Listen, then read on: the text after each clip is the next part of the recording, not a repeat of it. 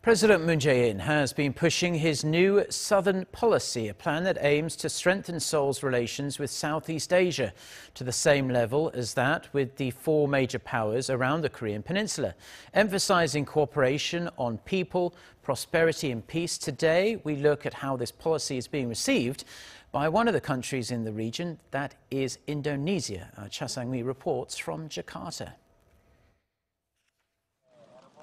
In November of last year, President Moon Jae-in made a state visit to Jakarta, Indonesia. Following a successful bilateral summit with his Indonesian counterpart Joko Widodo, President Moon vowed to upgrade Seoul's economic and diplomatic ties with Southeast Asian nations as he unveiled his administration's new diplomatic direction dubbed the New Southern Policy. Since President Moon's visit, bilateral relations have been upgraded to a special strategic partnership. This turns our relationship from the level of far cousin to that of brother. The people here tell me that there is a saying in Indonesia called gotong royong, which means working together to achieve a common goal.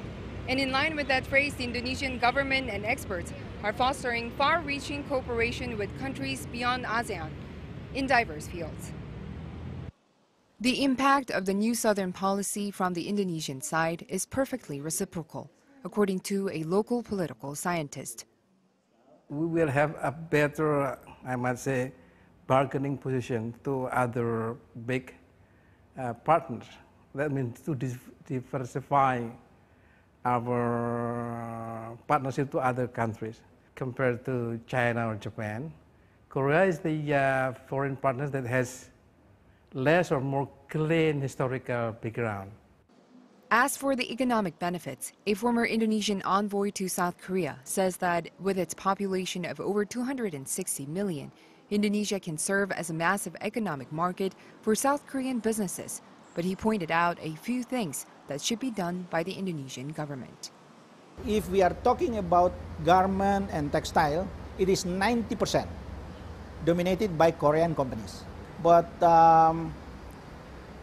we have a problem in this garment industries and textiles because of the minimum wage. Minimum wage increased from year to year. The former diplomat says companies are already considering alternative options for business destinations, fearing a sharp on-year increase in Indonesia's wages.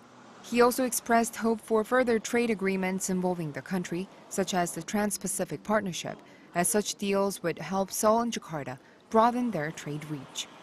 Cha Sang-mi, Arirang News, Jakarta.